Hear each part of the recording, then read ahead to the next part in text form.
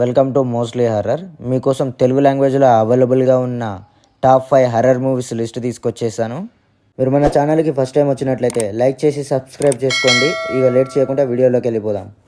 ఈ మూవీలో story line వచ్చేసి ఒక అమ్మాయి ఎక్కడ చూసినా తనకు దయాలు కనిపిస్తూ ఉంటాయి. అమావాస్య వచ్చిందంటే తన రక్తం తానే తాగుతూ ఉంటుంది. ఈ మూవీలో హర్రర్ ఎలిమెంట్ చాలా బాగుంటాయి. ఇందులో ముఖ్యంగా చెప్పుకోవాల్సింది డెడ్ బాడీ సీను. ఈ మూవీని 18+ మాత్రమే చూడండి. ఇది ఆహాలో స్ట్రీమింగ్ అవుతుంది. చిన్నపిల్లలు ఎవరైనా ఉంటే ఈ మూవీని స్కిప్ చేసేయండి. లిస్ట్లో టాప్ 4 వచ్చేసి మూవీ నేమ్ అశ్విని. ఈ మూవీ నెట్ఫ్లిక్స్లో స్ట్రీమింగ్ అవుతుంది. మూవీ స్టోరీ లైన్ వచ్చేసి నలుగురు ఫ్రెండ్స్ వేరే ఊరికి వెళ్ళి అక్కడ ఉన్న ఒక ఇంటిని అద్దె తీసుకున్నప్పుడు ఆ ఇంట్లో ఉన్న దయ్యం వీళ్ళ నలుగురిని ఎలా పోసెస్ చేసి చంపింది అనేది మూవీ స్టోరీ లైన్. మూవీ చాలా బాగుంటుంది. హర్రర్ ఎలిమెంట్స్ కూడా చాలా బాగున్నాయి. మీరు కూడా వెళ్ళి చూసేయండి.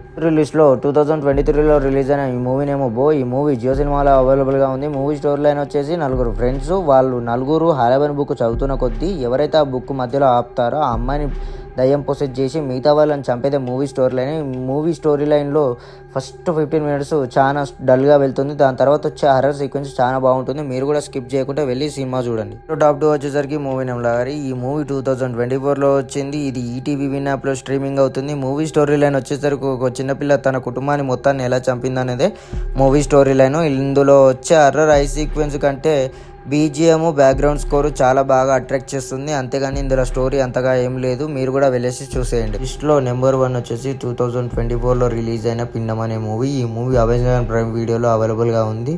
మూవీ స్టోరీ లైన్ వచ్చేసరికి ఒక వ్యక్తి తన కుటుంబంతో పాటు వేరే ఊరికి వెళ్ళి అక్కడ ఒక ఇంటిని అద్దెకి తీసుకొని తన జాబ్ చేసుకుంటూ ఉన్నప్పుడు నైట్ పూట తన ఫ్యామిలీలో తన 2 కూతురులో ఒక కూతురికి దయ్యం పొసెస్ చేసి తన కుటుంబాన్ని ఎలా చంపింది అనేది మూవీ స్టోరీ లైన్.